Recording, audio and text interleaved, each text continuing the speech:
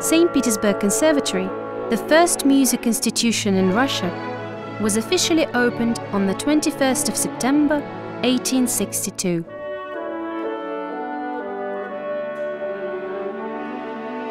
Founded upon the initiative of a great musician, Anton Rubinstein, the conservatory, as well as the Russian Music Society, was under the patronage of the great Princess Elena Pavlovna from the very first days of its existence. In his speech at the opening ceremony, Rubinstein exhorted, "Be a humble and a tireless votary of the art which elevates the soul and ennobles a man. Leave these walls being none other than a true artist."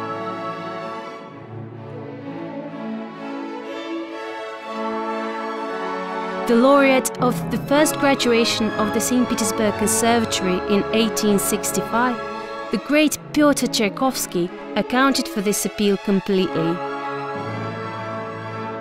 Over 30 years, the St. Petersburg Conservatory owned no building.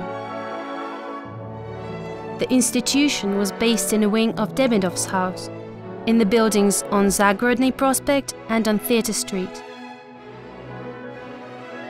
Finally, in 1889, the building of the Grand Theatre on Theatre Square was given to the St. Petersburg Conservatory by His Imperial Majesty's command of the Emperor Alexander III. The project was led by the architect Vladimir Nicolau, and it continued for almost 5 years. The solemn opening of the new building took place on the 12th of November 1896 at the presence of the imperial family. It was the first time that the conservatory obtained its own building with 2 halls, classes for study, a library, a church, and even the apartments for its professors and employees. The students received an opportunity to have regular concert practice and to attend the performances of the world's leading musicians who were often guests of the building on Theatre Square.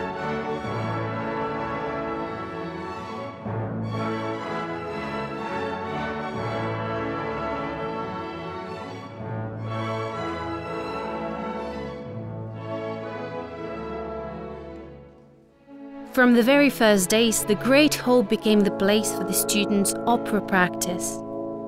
Annual cycles of concerts organized by the Russian Music Society also took place there, as well as the performances of various opera groups. The conservatory enjoyed Shaliapin, Caruso, Cavalieri, Sobinov, Kshesinskaya, Duncan, and many others.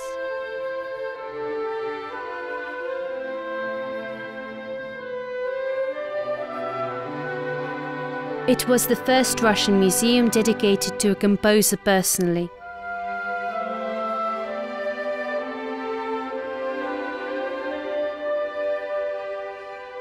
Only a few years later, a famous monument made by Robert Bach appeared on Theatre Square.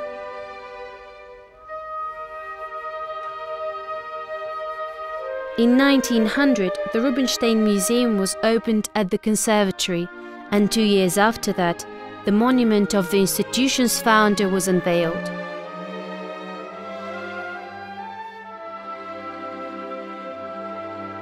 Nikolai Rimsky-Korsakov devoted more than 30 years of his life to the conservatory. It was only for his effort that the compositional and the theoretical education was raised to a new level. His school was continued by his bright students. Alexander Glazunov was the first conservatory director, elected in 1905 within the new building.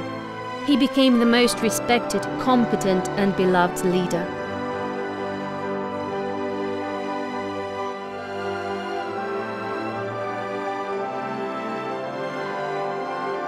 In 1912, a reconstruction of the Great Hall took place.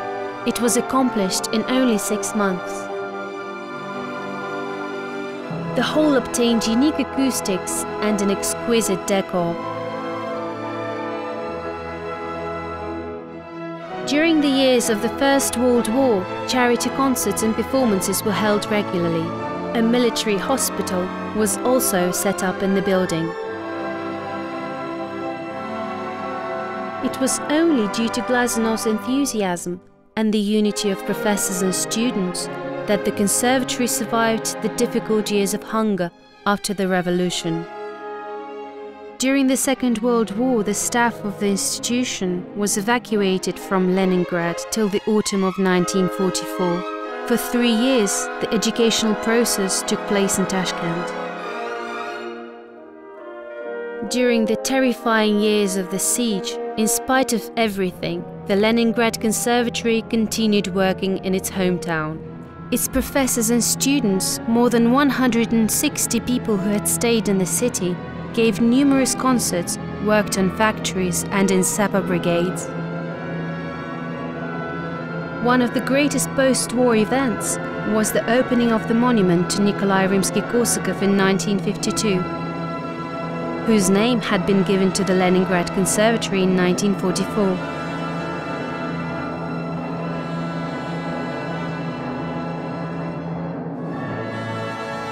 On Rimsky-Korsakov's birthday, on the 18th of March 1969, the Museum of Conservatory's History opened its doors. It was founded by the Professor Era Baricheva.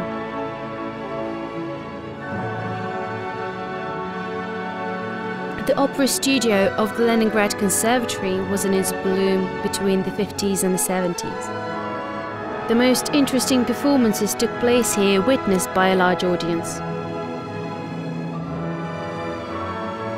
A lot of excellent concerts, competitions and students' festivals were being organized during these years in the small hall as well.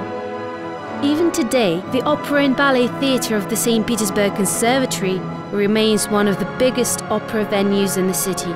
Many opera and ballet performances are loved and frequently attended by the audience. The most inspiring concerts, competitions, the International Conservatory's Week Festival take place at the Glazunov Hall, which was renovated 10 years ago.